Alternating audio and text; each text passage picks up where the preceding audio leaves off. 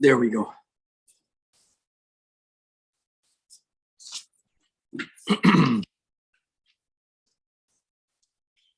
Good morning. With the help of Hashem, we are learning today's 3 Prakim Rambam.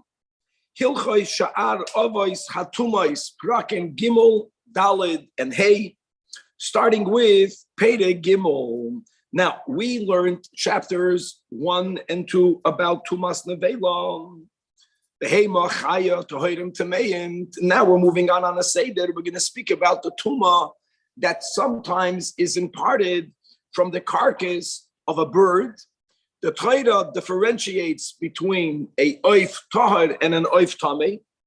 Unlike by the animals, that a carcass of an animal, whether it is kosher or non-kosher species, are equally on the level of an av. They are an avela. However, by a bird, number one, only an avela of a kosher bird, we'll use the words now in Lashon HaKodesh, only nivlas oif tahar is metame, but it's not metame the way an avela of an animal is metame through maga or masa. It's only metame if a person swallows it. And of course, if it's an avela, because of machalas asuras, you're not allowed to eat it. Aside of that issue, when a person swallows, if a person, God forbid, swallows a kazayas or more of an avela of dafkar kosher species, then when it enters the base habliya, when it enters the area in the throat that's called the place through which one swallows, only then does it impart tumah. As we'll learn more details inside. And another very important rule or concept that we have to learn prior to learning the chapter, and that is as follows. We already mentioned this in passing yesterday, but let's just speak it out clearly.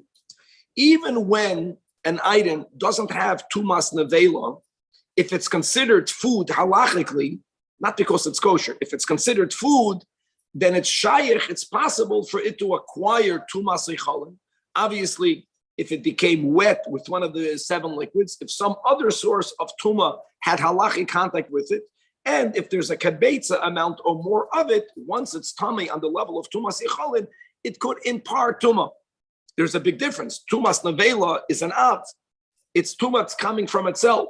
Tumas echalim, if it's tummy, is tummy on the level of a rishon, and it doesn't have inherent tuma. Correct. So coming back to an nevela, interestingly, certain foods, like let's speak about the nevela of a bird, if someone does not have machshava or kavana or intent to eat it, it's not even considered food.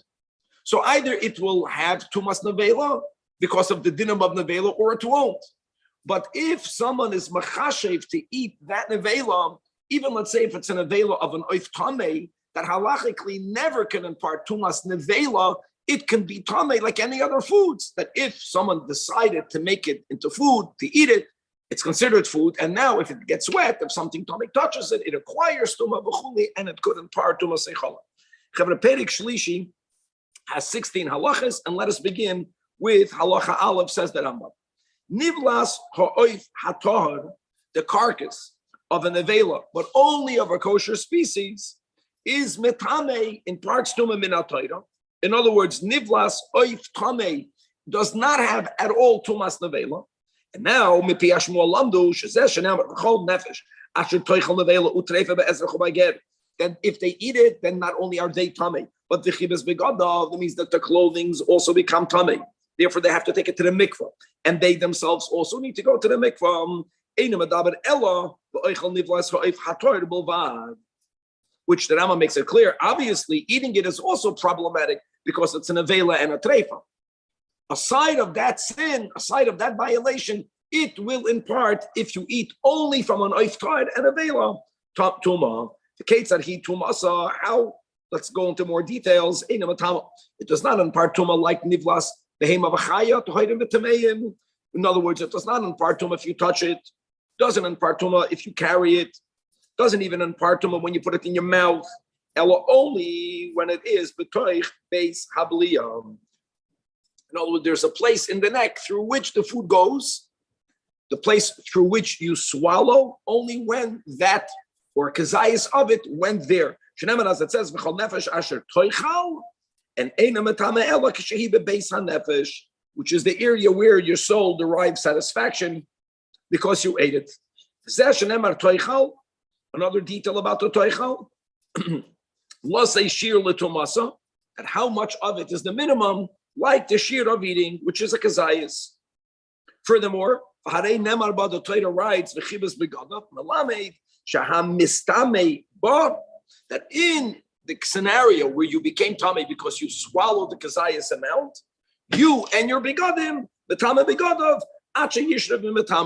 while it's in the Beis Abliya, the clothing that you're wearing, the clothing that you're touching, similar to what we learned, if you're noisei nevela, not maga nevela, but when you carry a nevela at that time, what you're wearing, what you're touching becomes tummy like you. Same thing will be over here, but not about carrying or touching, but about swallowing. Kate said, for example, person is swallowing a kazayas, and while that kazayas is inside one's gullet, inside one's Beis Abliya, they also are tamein. And what level addition? The person and those kelim. The nasu rishon latuma. However, again, let's go back to what we learned yesterday. Even when a person is noisei nevela and b'shas masa, they channel the tuma. It's not to everything. We said not to adam, not to klei cheres. The same over here. Or and b'klei b'shas b'liyasei that loy timan. Like we just mentioned by noisei nevela of a behema of a chayim. Now, another detail. Once the food, it entered the Beis Abliya, but then it exits, goes into the stomach. Once it's no longer in the Beis Abliya, after you swallowed it, then if you touch another keli, you won't impart tuma. Sharehu, because the person is kekli rishon l'tuma, and therefore, even though the person has to go to the mikvah and to eat truma or for sure kachim, you have to wait until it gets dark. Someone on the level of a rishon doesn't have the power to impart tuma to kelim. That's the klal. Rishon is only metama oichlin umashkin. Rishon cannot be metama adam and kelim. Halacha 2. Ein nivlas ha'oif ha'tor tzrich ha'machshava letame tuma zu ha'chamura. When we spoke out on the words of introduction, that an avela from a bird, if someone intends to eat it, then it's also considered food, so it could acquire and impart tumas echalin. That intention is not needed for this more stringent tuma. In other words, nevela, it has to meet the criteria of it has to be from a kosher bird. You have to be eating dafka kazayis. It's only imparting tuma when it's in your Beis Abliya. But if all of those prerequisites are met, whether anyone intended to eat it or not, whether it has the status of food or not, it will not affect the tuma chamura of nevela. However, yes, there is a concept of did anyone intend to eat it? If someone prior to eating it intended to eat an avela of a bird. Now, when we learned yesterday about the carcass of an animal, you don't need that because it was common, not for Yidden, or God forbid, for Yidden who are not yet eating kosher, it was common for them to eat nevela until it became decomposed. But no one, the regular was not to eat carcass of a bird. That was unusual. But again, you can change the status there through machshava. Now it's also considered food, and it becomes ko'echal rishon l'tuma. Now another detail. This is very important. If someone intended to eat it, so what we said in our introduction, which is correct as a rule, but not correct over here, for something to become tamei as a food item, first it needs to become wet. Even after from any of one of the 7 halachic liquids. Then even if that liquid was dried off or dried off by itself, now if something tamei touches it, it acquires tumah. Here it's not the same. Since tumas nevela is going to be on this kazayas of the carcass of the oif toir, automatically, so once a person intends to eat it, it automatically also has the lower tumah of a rishon, without even it needing to become wet. Afalpi, that another source of tumah did not touch it, and even more, even though it did not become mukhshar. Amazing. And that's a very important rule. Now, we don't always say it, but we're saying it over here. In other words, why do we say that normally a food item has to acquire tumah and first become wet? Because if not, how is it tummy? What would make it tummy if there isn't an outside source of tumah that's touching it after it gets wet? But since this, whether you thought to eat it or not, anyways, has nevela. Now it doesn't mean that it's metama you through touch. I know that, but it has a din of nevela when you swallow it. So it is already tummy on the level of tumah chamura. So here we say the moment you decide to eat it, it also becomes a rishon. That's very important. You can ask, hey, if it's an av, who cares if it's a rishon? I'll tell you why. Because the tumah of a nevela of the bird only imparts that tumah if you swallow it. If I touch it, I'm not going to become tummy. Now think about this. If I have another food item, another that became wet, and this nevela touched it, we're going to say that if someone intended to eat it, then that other food becomes a sheni, because this has a din of addition automatically also. And you have to have the minimum amount of a kibetz, a seder. But it's gavaldik, so it becomes an avela, and im chishav it also becomes a rishon. Halacha gimel, paradumam, and this idam anesrafim, mistama also the param and this idam anesrafim, einoi kain. This concept that since it has a higher level, if it's food, it automatically becomes tummy, even though nothing touched it, is not said by the paraduma. It's not said by the param and this idam anesrafim. The afapi. As we learned in Nochas Paradumam. Now they're not considered foodstuff. Nevertheless, Hamasasik Bahem becomes tummy in the level of an Ishain. That means that they have a level of an Av, they have an automatic Tumah Chamura. Im Chishav Aleim Lachil, if someone also intended to eat them, we don't say, B'mela, they're automatically tummy in the level of an Ishain. We don't say that over there. There, yeah, it becomes foodstuff like any other foodstuff. Tzrichim shetiga behem hatuma. Some source of tuma has to touch it, and only then. The Rambam doesn't have to mention becoming wetted. First of all, shchita, even by chulin, the blood of the shchita is a machshir, and by kachim, perhaps the fact that they're being used on the concepts of kachim, they're so chashiv, they are already considered muksha, but they still need to have a source of tuma to touch them. We don't always say that since it is inherently tamei, if it's food, it automatically becomes tamei on the level of tumas echolim. But we do say that by an avela, by nivla soifa tohar. Amazing. Halacha daled. Kazayis menivla sabayim. Shetachavay bakush. That it was put in some sort of needle on a stick, and the hichnisoy lebeis me'io ishum elomatam, and it was inserted in a woman's body.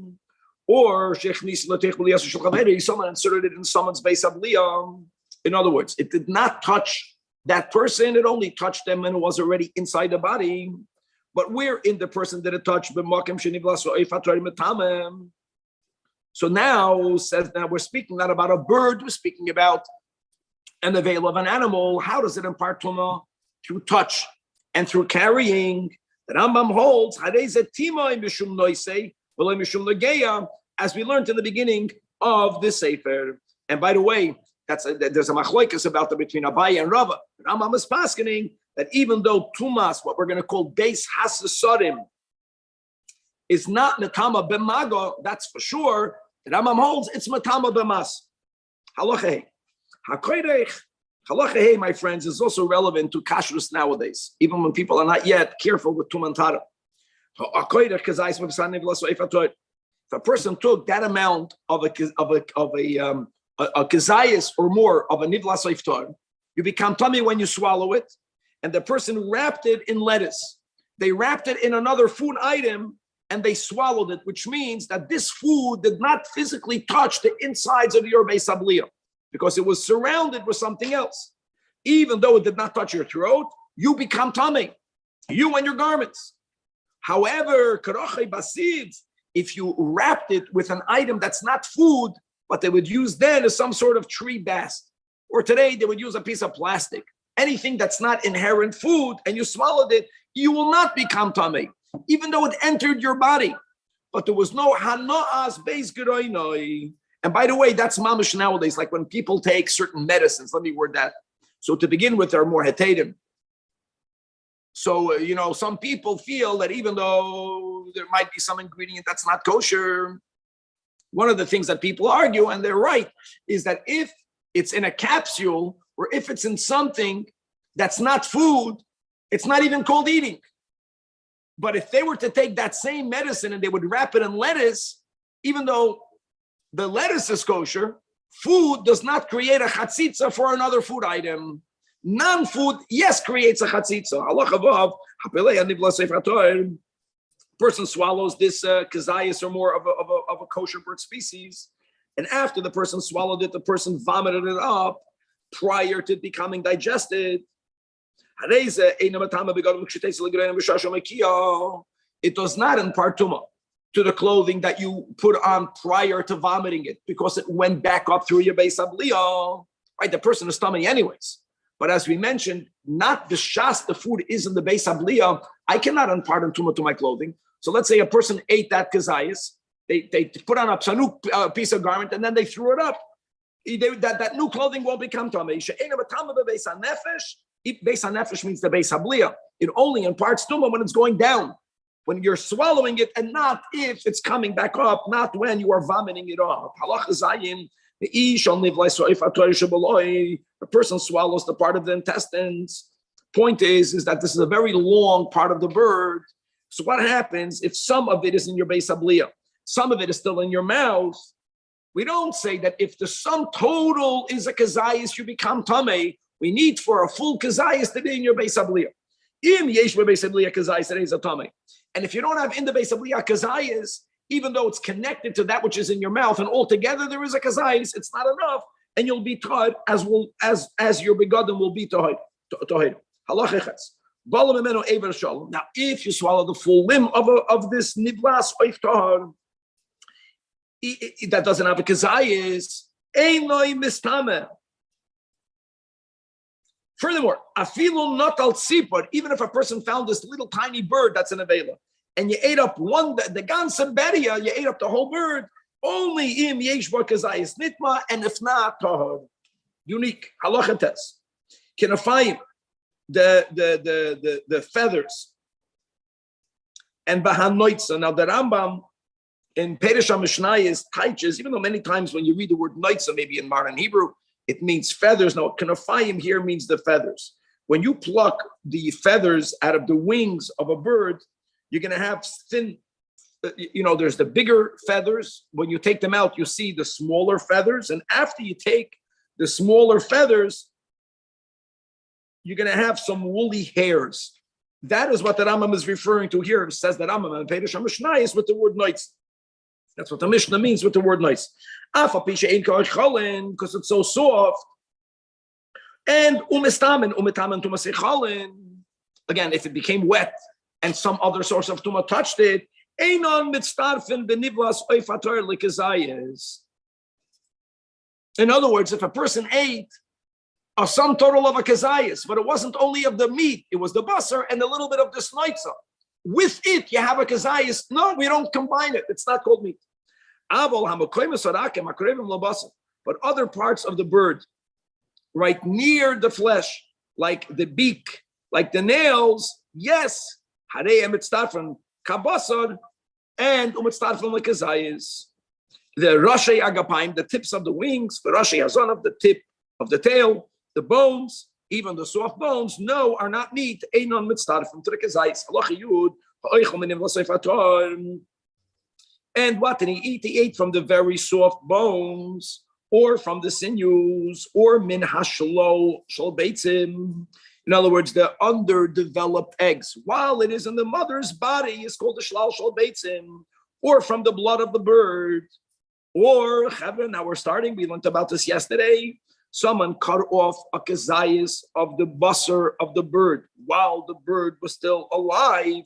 In all of these cases, tahar. It's not nivlas oif tahar. Aval, however, if a person ate the meat to which these underdeveloped eggs are attached, not the eggs themselves. You understand? But the meat, that's how you differentiate between here the Reish and the Sefer. Omin ha-kurkavan, which is the kurkavan stomach, and from the other stomach, from the intestines. Or if a person liquefied fat and drank it, here, now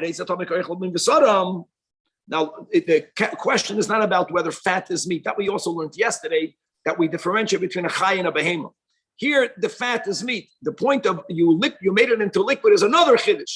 That one might have thought that once you make it into liquid and you drink, drinking might not be eating. No, it is. Drinking is eating. Now, that's only if you liquefied it in fire. But if you liquefied it in the sun, ugamoy, so then it won't be matame. Why not? Why not? A chaylev of a bird, like chaylev of a chaya, right, is like the meat, and drinking is eating. No, something else. Because if you were to liquefy it in sun, it becomes hisricha, it becomes ruined. And what did we also learn yesterday? That once it's completely ruined, it loses tumas nevela. Halacha Yud Aleph. That's the same word. Now we write nivlas ha'oifatoy shenifsatoy. It became so decomposed, no matter how. And not even a dog will eat it. Yeah, tohoida. It's called nevela nasa tohoida. If it became completely dried out, we're going to have many cross laws today to what we learned yesterday. So just because right now it's very dry, that in itself is not enough to say it's tahar, but you have to make this test of if you were to have this seeped, put into lukewarm water for 24 hours. And also another detail, when you put something in lukewarm water, the water doesn't remain warm the whole 24 hours. The Rambam says it doesn't matter. You begin in lukewarm water. If it were to be in there for 24 hours, if it would return to the way it used to be, then you got a problem. But if it would not return, that's called dry. Another din, the nutzel, remember the nutzel is that sometimes after death, some of the body becomes automatically, it decomposes and it becomes some sort of liquid mass. And halacha l'moishe misinai, we learned in Tumas Meis regarding nutzel shal meis. So nutzel shenivlas ha'efatad is not included. And we say it's tar because really nutzel is ruined. It's decomposed. And therefore it follows the rule we learned in halacha Yud Aleph that once it's nifsada, it's no longer considered bird, non navela, and it doesn't impart to him. Halacha Yud Beis. Oif tar shenitraf. The bird became a treifa. The nishchat shchita ksheira.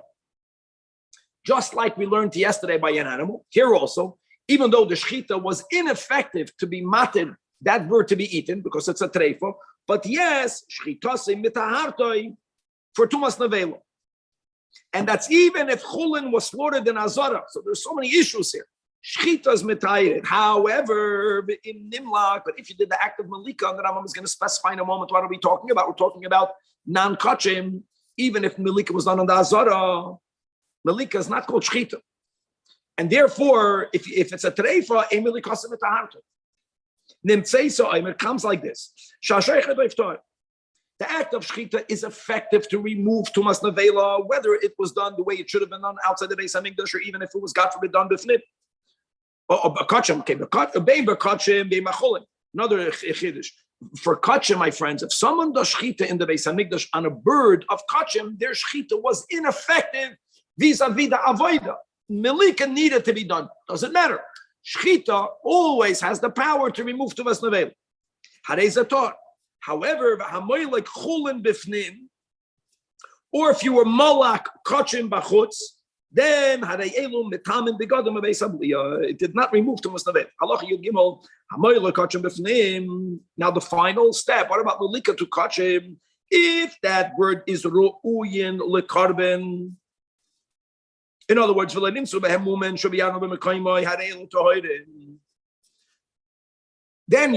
only in that scenario will malika be like shchita. Now, you're not allowed to eat it. God forbid if a person is eating kachim, me'ila, fine. We're not speaking about the isur achila. We're speaking about this din of nevela. Chayotze, an egla rufa that was properly decapitated, that also will remove tumas nevela tohira. Why? Because since kaparik siv kachim, so the act of decapitation is like the act of shchita or like the act of malika vis-a-vis tumas nevela.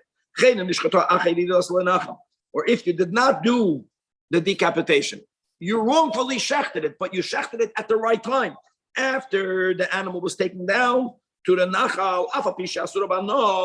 Nevertheless, shchitas matzel. Itzila oisa shchitas mideinavit. Halacha yudal. Nivlas oifa tamei.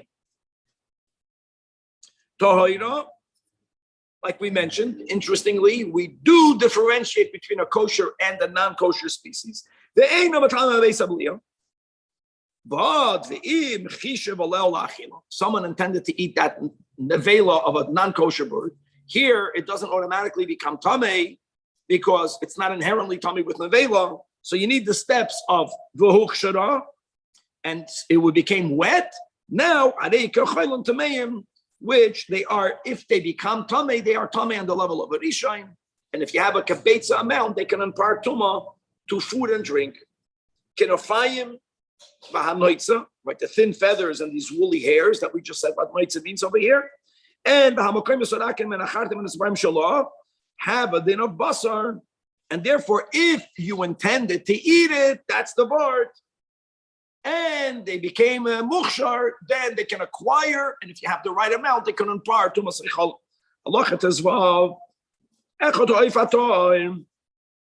The final topic that we also mentioned yesterday regarding an aver. Remember, we learned yesterday, we already said today that if basar was removed from a bird, it does not impart tumas nevela ever. What about a limb? So, a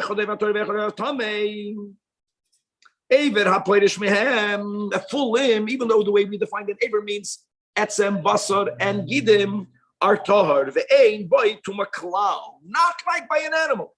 As it says, the Torah actually adds this concept of aver min hachai was only for those creatures that have mafresas parsa, which that excludes The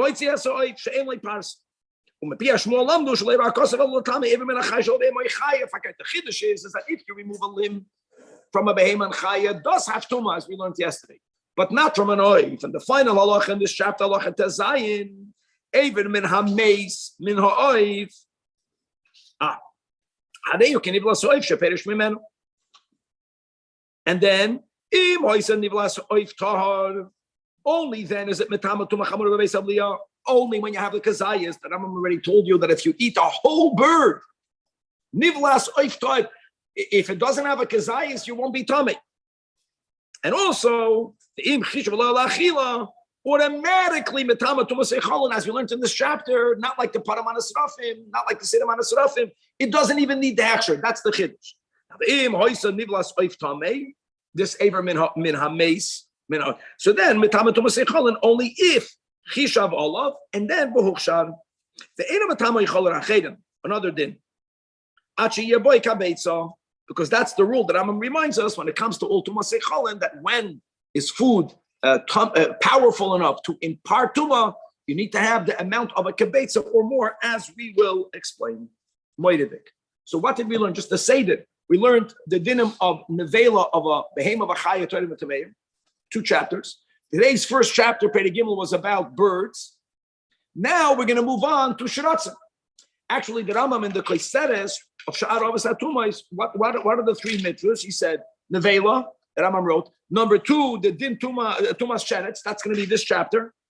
And number 3, Din Tumas Shichva Zera, V'avoid Zoretz. Mamash Osei de Mesudar, like always. So we're going to have, Perek Revi is going to be all about the Tumah of a Sheretz. Now, just speak it out again. It's not that every dead Sheretz is Tamei. Well, if Hashem would have said it, Azoi will given. But that will make life very difficult because, you're walking, you step on an ant, you kill the ant. No. It's only the Shmoyne Shiratzim. I also want to say the following, that Yashikoyach to the Chayeno and all these English publications, it hated that translated everything, just to be aware that especially by the Shmoyne Shiratzim, there are so many opinions, machloikas. What is the translation of those 8? So what we're going to do is we're going to read them once over here in the English. Almost all of them are highly debated. Like the achbar is a mouse, that's universally accepted. There are certain that everyone agrees to. But there's a big question what they are. And if it's not of the Shmoyne Shiratzim, the Rambam is going to write there explicitly, they're not tummy. They're asur b'achila, but there's no dinam of tumah. And also in this chapter, we're going to have a phenomenon for those people that never don't yet understand that Torah Shabbat Pez from God Almighty Himself. They struggle, which they shouldn't. We're going to learn about a phenomenon that if no one saw it or heard about it or read it somewhere, they say it can't be. We're going to speak about this creature that is being formed now from the earth, just like during the Sheshes Yemei Bereshis. Everything came from the earth, right? All of the land creatures. It was not from a zibuk of a male and a female. There's a certain type of mouse, rat, rodent that's part of the Shweina Shiratzim, that it comes out of the earth and you actually can see it being formed. And there is a stage in its development where some of it is the mouse, some of it is still the earth. The Rambam actually writes that he met so many people that witnessed such a thing, because even, there was always the time people can't be. And the Rambam writes, we're going to read the words here. The Chayenu brought the words that Rambam writes in Perush HaMishnah, that it's a wondrous thing. It's according to the understanding of how things work. Bisman HaRambam, it was not within the realm of natural. Like it was a phenomena that so doesn't fit. How does that happen? That people, who never have to say, I see it and then I believe it. The Rambam writes to them, I heard from many people that they saw it. We don't need Adam. We have the Mishnah. The Mishnah speaks about it. But we're going to have many halachas about what happens if you touch that rodent. Amazing. If you touch the developed part, if you touch the earthy part, it's unbelievable. Perek Levi has 14 halachas, beginning with halacha al. Shmoyne Shiratzim Amurim Batoirim. Parsha Shemini, right? You're going to read about the Shmoyne Shiratzim. And here are the names in Lashon HaKodesh. These are unchangeable names. Again, we're going to translate them only this time in English. And to know, he did a phenomenal job. He's going maybe by the consensus, but there's a big machlokes. When Mashiach comes, we will definitely need to go through halachically the meaning of these 8, because we're going to be keeping these halachas to enter the Beis Hamikdash. You have to know what these rodents exist nowadays. It's very possible that people have contact with them. And, unlike by an animal, that only a kazayas mi b'sar nevelam is metame by an animal and chaya. Here only a lentil amount, much less of it. It's very easy for a person to become tamei. Here the minig over here is in the Beis HaMedrash. We have gilgulim that came into mice. It's very beautiful here, and they want to learn Torah sometimes here in the morning. There are rats that run here and there. Sometimes we take care of it, but we put the traps. You have to understand, you carry it. Who didn't have that? Mustama, everyone had that. You have rodents in the big cities. You carry it, it's matamayu. It's not the end of the world. You accommodation. You go to the mikveh, you have to wait until the night. I'm saying to go to the Beis Hamikdash, we'll have to be more aware of these. So let's go. Hachoyled, he teaches here in English the weasel. Ha'achbar mouse, if I'm not mistaken, that's accepted by everyone. That the achbar means the mouse. Remember the sugyim psachim, you're doing b'dikas chametz, right? The whole sugya over there. B'hatzov, he teaches a ferret. If Kevin would have been there, there would have been pictures galore. For ha'anaka and a hedgehog. A chameleon or a chameleon, I don't know how you to pronounce it. HaKoyaf, he teaches as a lizard. Hatan Shemes, he teaches a snail. Just to know that chilazin normally means a snail. That's why there's a whole debate about it, about the tinshames. HaChoymet means a mole. And Mikano Lahaba, we're going to refer to the names as they are in Lashon HaKodesh, so there's no debate. And also to be aware that these 8 are divided into 2 groups, as we'll see. Then again, they're hide. How do you classify? Like by an animal, we said that once you remove the hide is not metame. It's only metame when it's on the animal. We're going to see whether there's some of these shiratzim are so little that the hide is like their basar. But let's jump ahead. So the din is tumas kulam shav. They are all the same, and that is the only thing we are referring to when we say the word sheretz. Laying in tuma, like when you learn Hilchas Kashrus, and there's so many lavin and even shiratzim, whether it's 4 lavin or 5 lavin or 6 lavin, sheretz includes any sheretz. Laying in tuma, that's the Rambam doesn't have to say every time shmeina shiratzim. He's only referring to the same. Now, halacha beis hasheretz of ma'amas atuma. Wow, that's a strong tuma, and therefore it's matama adam v'kelim, even only through touch, and this is all consistent. If it entered the airspace of a kleicheres. However, the good thing, I take back what I said with the mouse. Gavaldik. If you carry the mouse on the mouse trap, you're not tamei. The veil of an animal is matama b'masa. The veil of shiratzim is only b'maga. Ve'eina matama b'masa. Great. Now another din, at least it's not so strong, that the hamlegeya boy, if you actually touch it, even the begadim that you are wearing while you're touching, or begadim that you're touching when you're touching the sheretz, will not become tamei. By the way, that's like by a nevela of an animal. By a nevela of an animal, if you remember, only the noise, while he's carrying the nivlas habehema oichaya, will his begadim become tamei. Maga also, and here, b'chlal, there's no tumas masa. Tumas maga only limits to the person or to the thing that touched it directly. The shiur tumasa here, it's chamor. It's only if it's in the size of an adasha. That's substantially just a taicha. An adasha means a lentil. You're kidding? A lentil versus a kazayas. So if you have a half of an adasha of a mouse and a half an adasha of a weasel, touch them both together. We're not speaking about chiburi adam ein a chibur. But here I'm speaking, they're so little that my little finger can touch both. I'm going to become tamei. Halacha gimel. Evarim. Now another detail. If you have a full aver means basar, gidim, and atzamas. Of any of these shiratzim, the finger of the mouse, which can be little smaller than the adasha, is also going to be metame. But an aver min hasheretz has to be as it was when it was created. Which means, as we learned before, basar, gilim, and atzamas. The Rambam speaks out. So bas halacha dal basar and atzamas, even if it is less than the adasha, but it's a full limb. It's a full limb. Ben shepedish menachai, whether it was removed from the sheretz when the sheretz was alive. Ben shepedish menameis. Betamatumase. So here it's more chamer than a bird. We just learned in the previous chapter that by a bird, avid that left a bird, even a full avid is not metame ben nivlas oiftar. Here it is. Who again? You have to have basar. Now, sometimes, even if there isn't basar, but if the marrow in the bone of the sheretz is not damaged yet, if it would have been alive, it would have regenerated. It's as if it's there. Halacha 5. Basar menachai, menasheretz. That's already taught. What's even menachai of a sheretz, like by an animal, not like a bird, is metame. Basar is not metame. She'ein metame ela aver adem l'sheretz kuloi. Ma sheretz is basar v'gidim atzomais. Yes, aver hapoidesh basar v'gidim atzomais. You can ask Akasha. We learned in the previous chapter that Rambam brought to Limud that the Torah, when we learned the dinim right at the end of aver, the pasuk says asher hi mafresas parsa. Right, the Rambam wrote in the previous chapter Allah Tazvav that aver menachai from a creature that has a parsa that has a split hoof. That's metame lohoitzi bird. You can argue lohoitzi sheretz. Welcome to Torah Shabbat. Chazal knew certain things. Even with these limudim, even when you have a limud, it's not a rational thing. It's a Torah thing. Without God, you could have applied it over here. It doesn't work that way. Maybe there's a reason. Maybe there's no reason. We don't care. That's why you have to know. We're learning the Rambam. That's the beauty. We're learning Kol HaTorah Kol. We're learning all of the limud. Halacha above.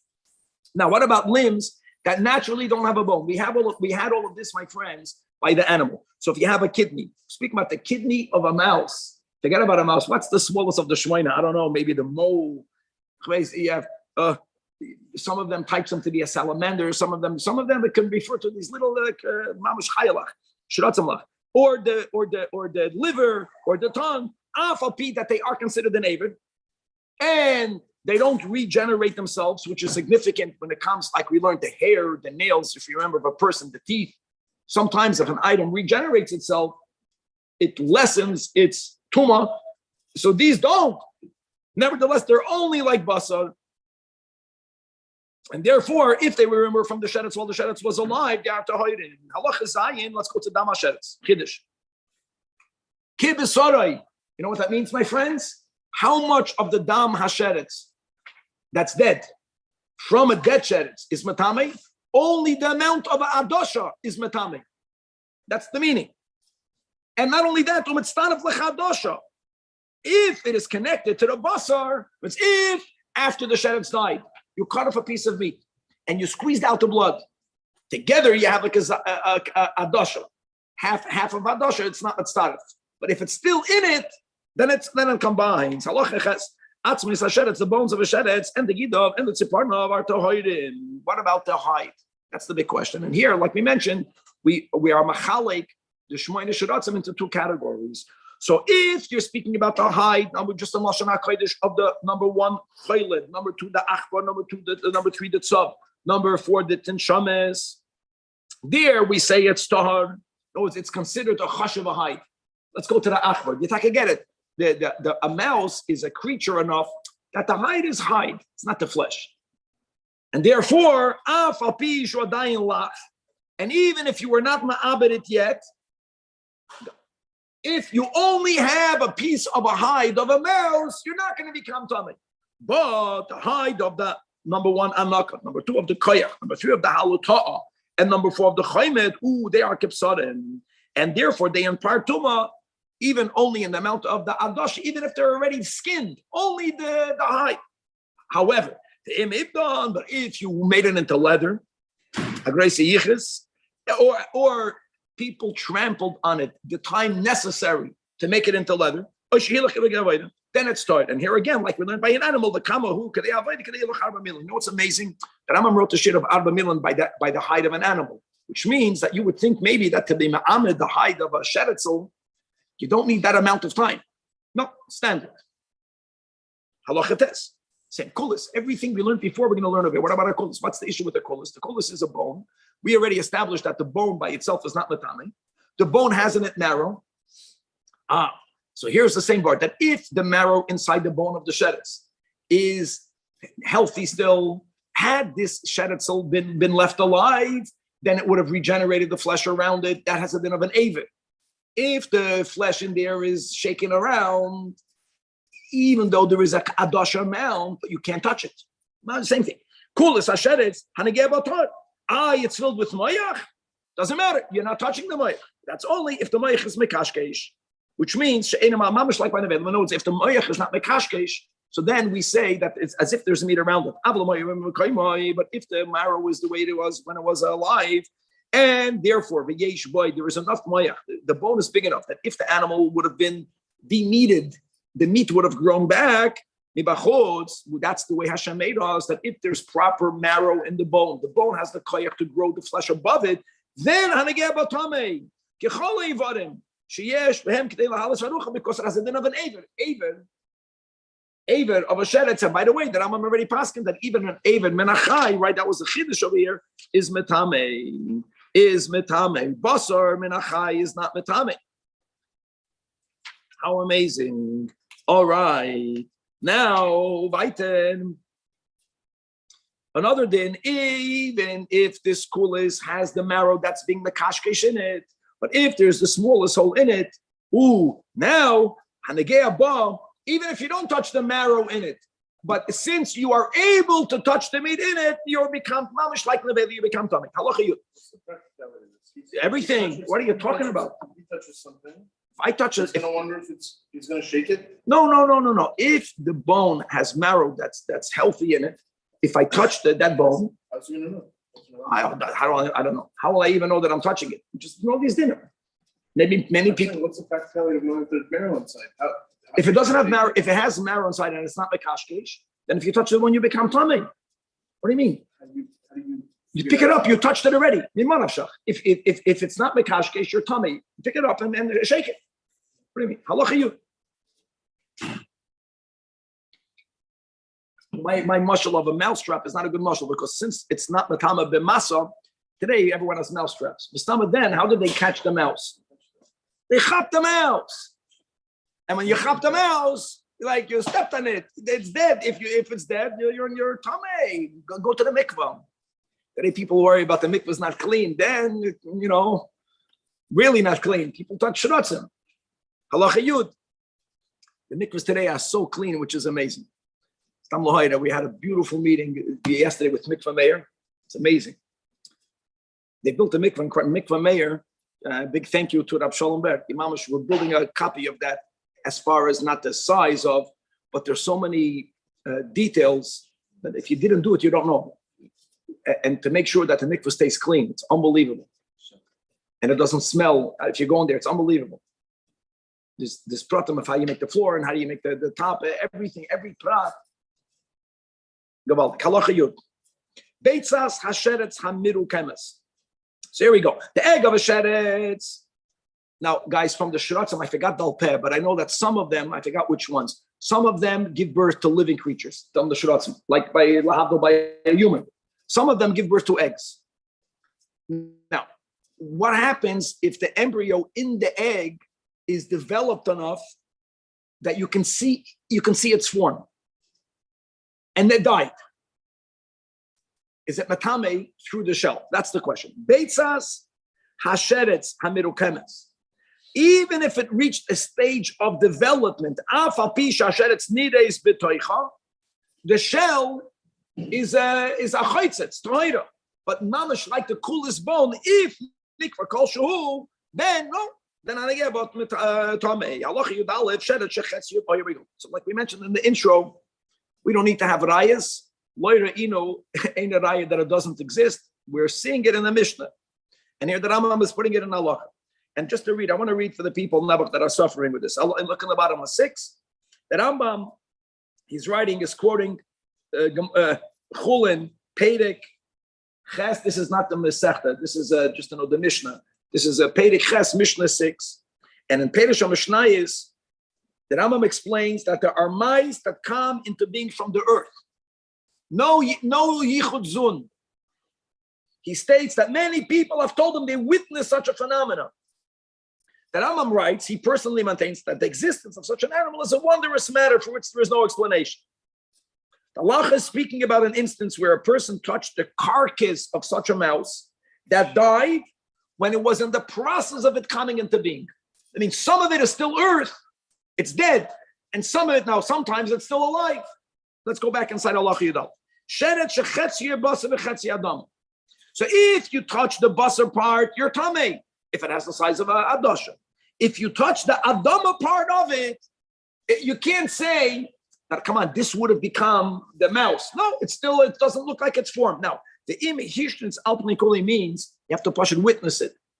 Maybe someone who have filmed it today, what's it called, that film that they go quick, you see the whole thing happening very quickly. So there is a point where let's say if it begins with the top, with the head. So then the hind part of the mouse, there is a point where it's completely earth, and there is a point that you can see the outer form of that part of the mouse. You see the outer form, even though it's not flesh yet. That's this. Hishritz al panei kule. If you can see the form of it, then if the other part died, it's already considered mouse. Tamei. It was when they made the goylam, when the Maral made the goylam, what did he do? He made the form of a person in the earth. Then he did whatever he needed to do, him and his chavedim, that blew up, that made it into a living creature. If the flesh of a shed is completely decomposed, like we learned today in Peda Gimel by bird, like we learned yesterday by an animal, if it reaches a bird, where nifsal, even a dog won't eat it, then it got taught. Yovesh, same thing. If it got dried out, it's now feeling like a shard. That in itself is not enough to be metayed. You have to go through the following theoretical test. If you would have soaked it in lukewarm water for 24 hours and it would return to be moist as it was before, and it would be edible, even though now it's not, it's still metame, but if lav, then tar. And when it's started, however, if the shedet's dried out, but its skeleton remains intact, or if it got burned, but you can still see its form, this skeleton is intact. This is amazing. It's not nothing, it's burned. Here we say that it's metame. We already said that when the Rambam writes for he's giving up psak in which he's not certain. In which, in other words, there's a debate whether it's a doiraisa or the rabbanan, probably a rabbanan. L'may nafkamina, we are rabbinic Jews, we are from a Yidden. Oh, the nafkamina will be that if someone became tamei, let's say they touched truma, you're not allowed to burn the truma. It would be a doiraisa, you would have to burn the truma. If it's a rabbanan, so karav einai means that let's view it as a truma de rabbanan. Halacha yud gimel, kezais min anavela. Oh, ika adosh min asheretz. Shetzam kovachasru. Rambam is writing halachas because, guys, next chapter, like we said, the Rambam is going al pi aseder. Next Perek is about shich. Now here, whether it's a kazayis from an aveil, whether it is what happens if shetzam kov. Do you had the minimum amount? Now it got dried out. It's summer. You're living in the desert, and now v'chasru. In other words, it's not pasal me'achilas keled, but the quantity changed. Now it's started. What happens if you began with less than the right amount? But it's humid or it rained, you're in Miami, everything becomes inflated and blown up. Shetavchu v'amdu al kashir. So now it's metama only midivrei seifrim. Oh, but if it began with the shear and you brought it to LA, so but some cool, then you brought it back to Miami and now it got reinflated, now it got fat again. Here it's already Tommy Midoiraisa. You understand? Because it began with the right shear. Final halacha in this chapter, halacha Yud Dalet. Guys, hasheretz einoi metama achiyomus. Now, hutsu rashayim, if they were decapitated, we had these mamash halachas by the animal. Don't remember that was a whole chapter, right? After shchita, when it's still the farches. Here also, what happens if you cut the head off, even though that even if it wasn't full decapitation? In other words, the main limbs that connect the inner limbs were cut off, but the outer skin of the front or the back are still connecting the head and the rest of the body. Showing it on your body, I think it was the Chassam Sofer, one of the greats. They used to fast before they learned Chulin, because when you teach, even when you learn good, you end up pointing to your own neck, and there's something not kosher about it. So people like us can rely on their chanesim that it shouldn't hurt us. It somehow when you become a big tzaddik, you're more protected. We can rely on his fast. That's all I'm saying. Main thing is to teach clear, to show it. People should understand the investment. Okay, which is this nav of a, let's say halotah means a lizard, is the example that Chazal used, that even after you fully cut it off, that tail is moving around. That means nothing. It's dead, and therefore it's metamin. Now the Rambam writes what we spoke about in the beginning, clear. All other creeping beings, whether it is a tzvardeya frog, whether it is a nachash, whether it is an akrav, Rambam is Mustama giving examples of creatures that have other associations of non-good, right? That's Fardeya, over there in Mitzrayim, the snake with Chava, a scorpion is going to kill you. Even though they are surim b'achila. Harei hei tohoiden miklum.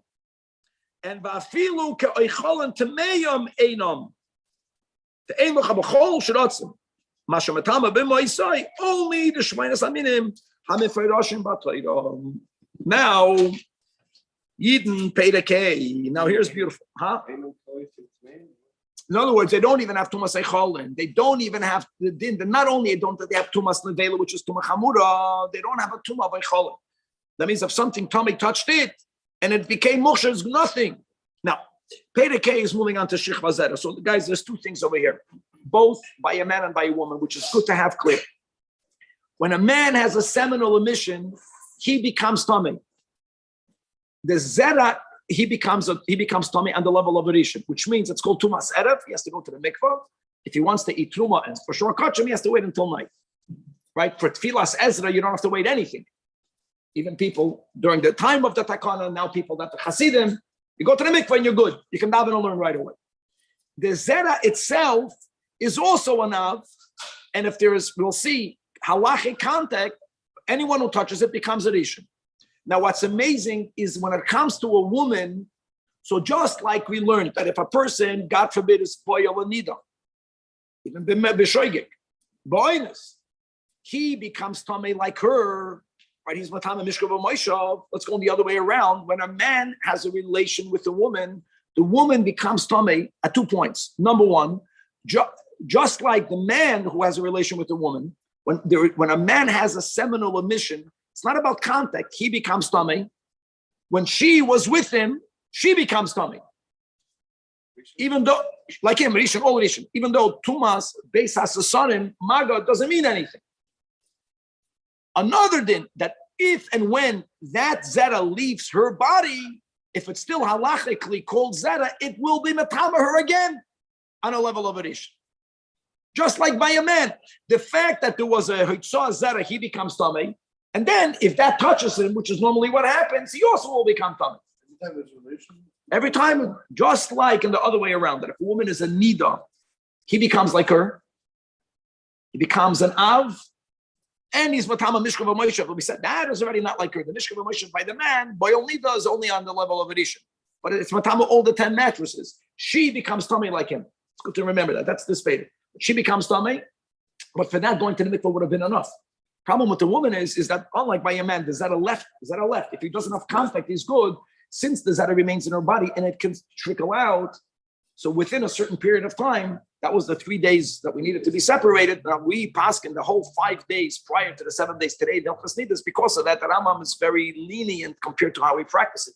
If I'm not mistaken, Sfardim only keep 4 days and 7 days, not 7 days. We'll see from the Rambam. The Rambam holds it to only 3 oinas. Really, 3 oinas will become 4 oinas. We're going to learn it inside. But just there's 2 dinim. There's the act of having a relation. Now, the act of a relation does not mean a penetration. Just to be clear, to speak out clear. When does a man become tamei? If when he had a relation with his wife, he was moitzi zera. If he was not moitzi zera, he does not become tamei. She does not become tamei.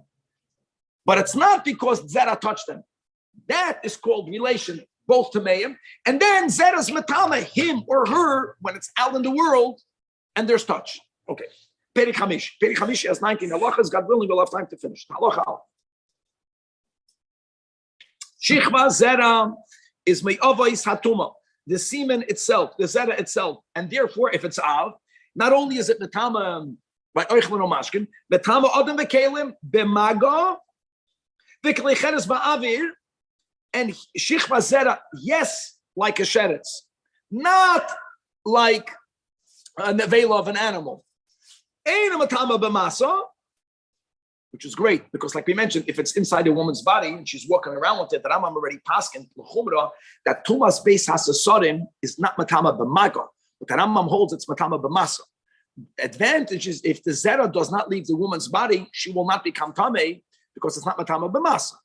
And maga is only, but when it leaves, we'll see where, what point it's matama. Should you saying to make sure it doesn't come out? The Gemara speaks about that. The Gemara speaks about all these things. Yeah, or there's a way of her getting rid of it right away, the other way around. She cannot prevent it from coming out, but we say that some of it. Bottom line is she cannot do something even if she cleans herself. Rambam is going to. Let's read it. That's why we have the 5 days, because when it comes just to Shivas Nakiyim, by the way, this is also for men who are resolved. Mashiach will come, even though blood is so. I said all of the 7 days. But zera that leaves a man, if he's counting 7 clean days for a zov, let's go today, a woman, zera that leaves her body doesn't take away all of the 7 clean days, but it takes away that day. That's the reason. In other words, if a woman, let's say a woman has a very short period, and she makes a hefsek tara, kalach, she cannot start counting the 7 clean days. Why? Because maybe some zera left her body, she won't be aware of it. You don't know, it's a small amount. Even a drop, even a much. So the 5 days is not for blood. No, 1 second. Most women, anyways, you have to make a hefsek tara. But what happens if a woman, I'll give you an example, a woman becomes tameya because of a kesem. It's not a period. She comes to me from a kesem, go make a hefsek tara tonight. You can't. She can't do that because even by a kesem, you need to have shivas nakiyim. You can't do shivas nakiyim if there's a possibility for zera leaving her body. Now, what's by us after 5 days, or by the Rambam after 3 yoinas? Then even if it left her body, halachically it's not called zera. Let's read. Everything is in this chapter. It's a Gavaldik chapter. The ein hamistame. Now, the one who's acquiring tuma, even b'shas maga, are not matama de begadim. And by the way, even by nevela, it's that way. It's when do we say that you have the chabas begadov? When you're being when you're carrying the nevela, then at the same time. But maga never does it. Here, there's no tumas masa. And by negia, only the person, only the keli that directly touched the zera. Or haraya, you know what haraya means? Haraya means person had a seminal emission while they were aware that they had it. It's the act of being moitzi zera. Right doesn't mean to see. Right means you were conscious that you had a seminal emission. That excludes, we'll see sometimes a person wakes up in the morning and they might have had a seminal emission when they're sleeping. We'll see that I'm will define. Haraya does not mean to see. It means, I'm saying when a person has a relation with his wife, maga, beis hasasarim is not batamim. So it's when he's in it, when they're still together, he's already tamei. Not because he's touching the zera, because he was roya zera.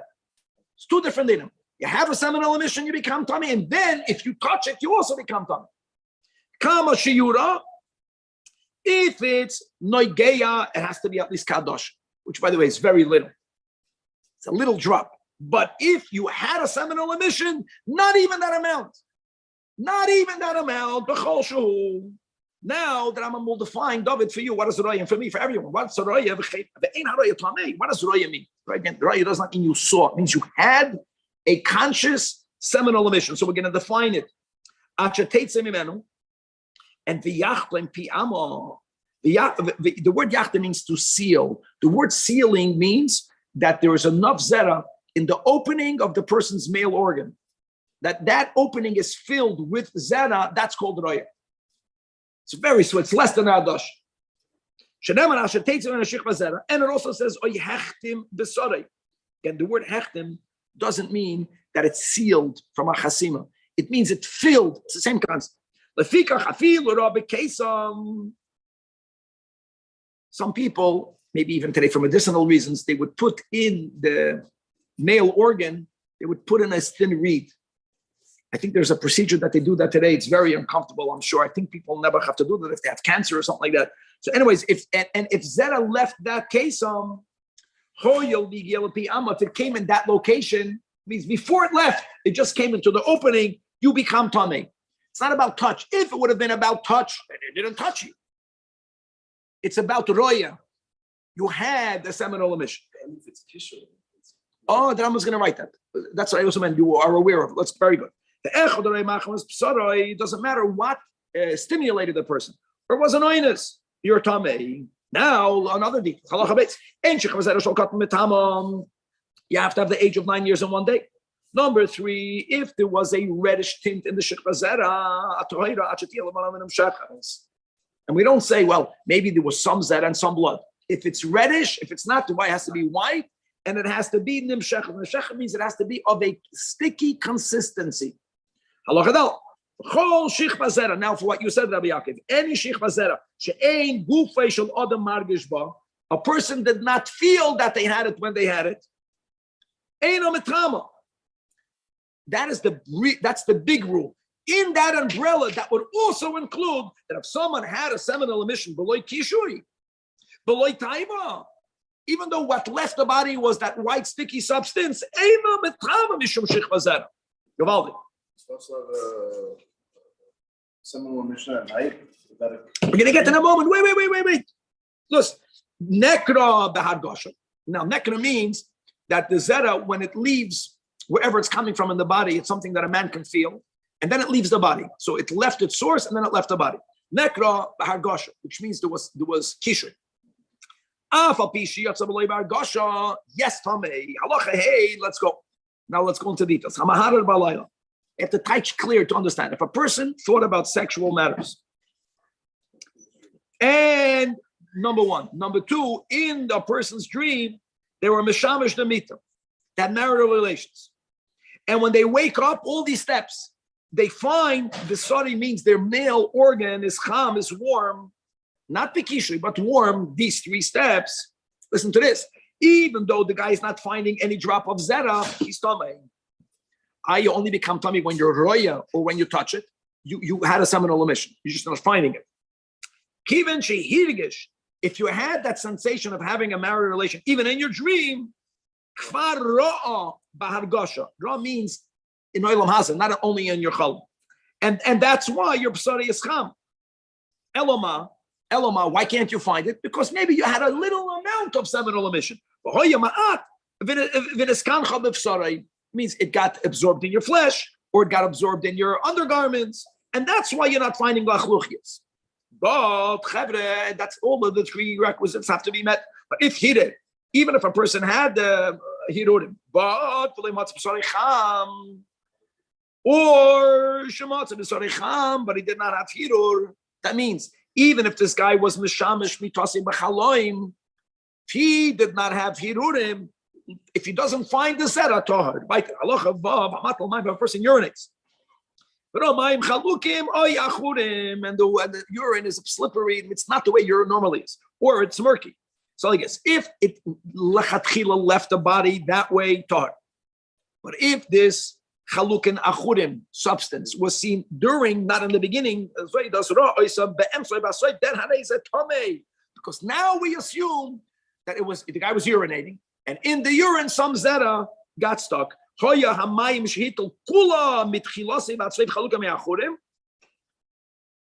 then it's still tar.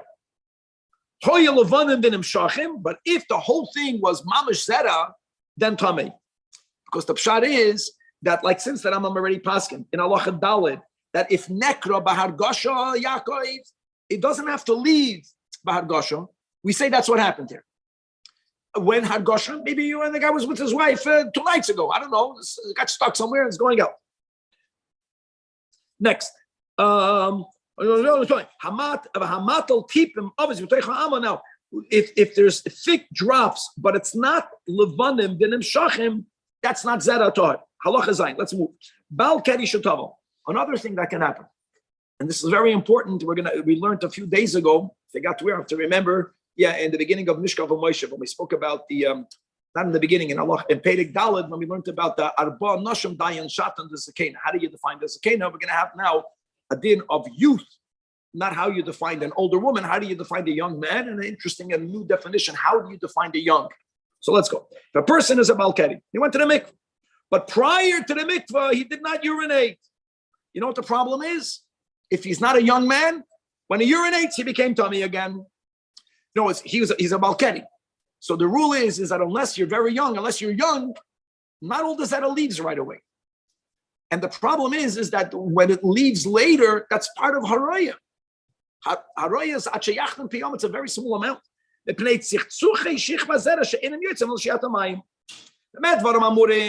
That some of the zera, some little bit remains in the body. That's only if the person is halachically called sick, or if the person is called an elderly person, aval yared body, a healthy young person. Why? Because since he's yoida, that's an expression. It shoots out like an arrow. So we say that all of it left the body. How do you define young? Guys, how do you define young? Listen to this. It's about the strength of your legs and balance. Everything is in the Torah. You want to stay young? The strength of your legs and balance. If you can stand on one foot while you're noyel, while you're putting on the shoe on the other foot, you can stand on one foot when you are removing the shoe from the other foot. That's called young. It's strength and balance. Then you're called a chayla. No, it could be you're young, but if you can't do it, the Chinese call the person's legs one's horses. People that do exercise, as the Rambam says in Hilchas Deis, a mitzvah, like Lias Haguf Bari V'Chazak, it's Darchi Hashem. The most important thing in gay life, do squats. I don't know. Now we spoke about the women. A woman who had a marital relation. The yarda of the tavla koidim shetikana chatzma yafa yafa. So then had able to masa. You know why? What to be learned together? It says that she shaloi titzleit zera. And when she's toilet the zera, she's also tameya. So this is the rule. The act of being together in itself, shneim tameya. Why? Because he was roya zera.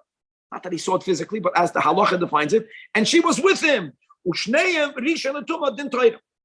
Ve'eno isha tameya because she was nagas b'shich zera. The Rambam wants to emphasize because when the zera is still within her body, shenegias beis hasasadim and negia.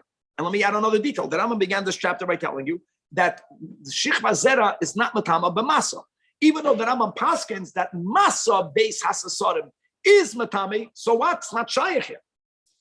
You know why she's tummy? Because Hamishameshes is just like the man, just like a Roya Keri. For who? But if she was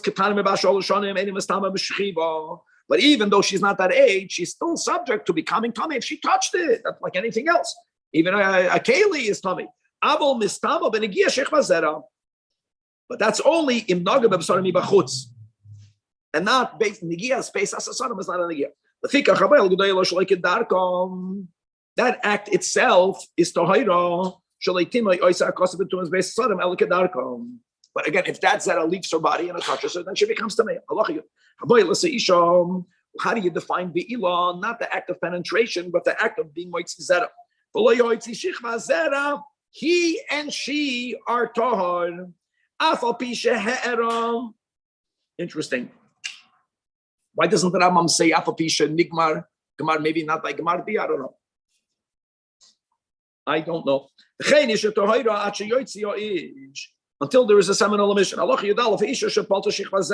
after the relation, if Zera leaves her body, it's called the Isha that spit out. That Zera left her body. This is the Rambam. The Rambam gives a shorter amount of time than we paskin in halacha for the sperm to be alive within the woman's body. The Rambam holds it has to do with 3 oinois. We already learned when it comes to the laws of nida, oina doesn't mean 24 hours. Oina means nates shkia or shkia to nates. Oinas yoim, oinas laila. Now you don't include the oina of the relation. So no, it's even if you had a relation in the beginning of the day, we're not counting that day. So even according to the Rambam, it's a full 2 days. Or let me use the words 3 oinois after the oina of the relation. If it happened within that time, because when it left her body, it touched her. And what will happen? If she was a Zava. And all the women today do the Shivas Nakim like a Zava Gadol. And that if he's counting 7 clean days during his days of Zav, even if a minor Zav also needs 7 clean days. And no, it's not Soiser all of the days, but it's Soiser that day. And Umatama Bekol Shuhu. It's another detail. What should it touches her from the outside? What's the outside? The outside is not the das balabatim outside. There's a place within her body that's called the Bein HaShinayim. Once it went from deeper than the Bein HaShinayim to the outer part of the Bein HaShinayim, this is all inside of her vaginal canal. She is tamei. Sharei shichva zera kid dama. Ma dama matam bifnim. Ashik vazera shetifloid doesn't mean tifloid outside her body. Tatami yosef bifnim, and therefore, how would you would never know. So only after the 3 oinois passed do you know. Now it's not shaykh for it to become tamei. Halacha yudbeit shich vazera atzmam. Same thing, just like about the woman. Let's speak about the semen itself. Sheniflota b'teich shalosh oinois. That has a din of zera, and therefore it's an av, and therefore it's mitama achedim shenagoba. Right, the size has to be an adasha. Say. But the the woman is tahira and the zera is tahira. It goes on the same track. Now, halacha yud gimel becoming either a yoim or laila. Here it's about shkia and nates. Remember that. But you don't count the oina itself. Even if the bia was mamish at the beginning of the oina, we don't count that. So we don't count that night. So what needs to pass? Shabbos day, Matzoi Shabbos, and Sunday day. When is she out of the 3 oinois? The night of Monday. Shalosh oinois shalosh yom Shabbos, v'leil echad Shabbos, ve'echad the Shabbos, and in Polta b'teich zman hazeh, she's tameya. If something touched that zera, that thing becomes tamei. Polta mileil sheni v'hala tahira. Now the isha perish v'mereshich v'zera afilach ekama oinois. Another by a man, we don't say that maybe a guy says, I felt an akira and I wasn't with my wife for all this time and I had no hirudim. No, it has to do with, is it moist or not? If I poidish mimenu, tamei, halacha yudala, chich vazera, ena matama el k'shi leicha. Now, yafsha kecheres, tohira. And let's go back to what we learned in the Velas Behema, in Nivlas Oiftar, in the Sheretz, all the same. How do you define dry? Even if it's dry now, but if it would return to its original moisture, then we don't consider it dry.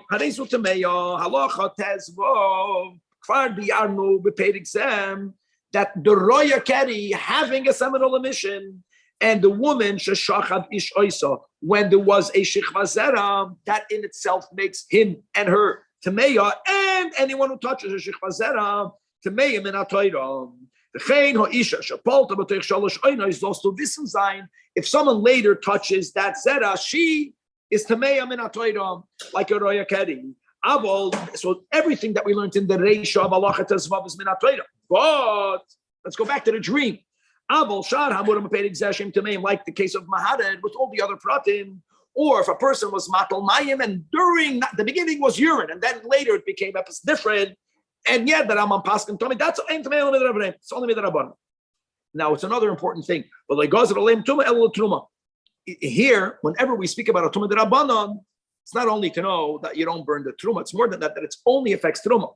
As far as Chulin is concerned, it's not even Tumah D'Rabbanan. Halacha Tezayin. Baite. Nachnis, Shapolta Shichva Zera, God forbid, if it came from a Yid. So if it's B'talach Shalosh Oinois, or even if Gasem God forbid Behema Shapolta Shichva Zera Shal Yisrael Techas Manazeh, even though there's no Tumah on the Nachris, there's no Tumah on the Behema, but the Zera is still considered Zera. Hadei Oisa Hanifletes, that discharge is Tameya. It won't affect the woman or the animal, but the Zera is Zera. Pilotatu la'achar zman zeh. So you would think, well, after this time, the Zera cannot be living. No, harei safek.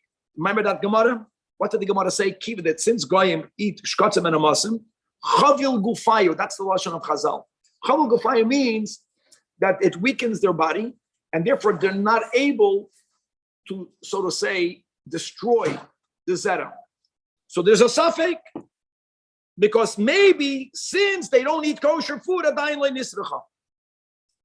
here you see in Chazal that of course we keep kosher because God said so, but there's also health benefits. And people that eat katzim and amatzim, their body is weakened and it could affect their ability to decompose something that's within them. Here in a negative way. Since they can't decompose it, it remains zera and it's still metame. Halacha Yitzay. I'm saying this Stam Lahoy when we learned the Gemara. So what's going to happen if, God forbid, a Yid doesn't eat kosher yet? That was the question that we spoke about in the Gemara. If the reason is because since they eat shkatzim and amasim, going back to, so maybe 3 yonis, even by a Yid, maybe. Okay, right. Halacha Yitzay. That Shichva Zera of a Goy is Torn Miklum. And therefore, if a Bas Yisrael, God forbid, had a relation with a Goy, and now Shepolta Shichva Zera Shal Nachni, even within Shalosh Oina, she's Tohida. A Goy that felt the hergish of the Zera removing itself from the source within the body. And prior to him going to the mikvah for Giyur, and V'nisgayit, the Yor the Taval.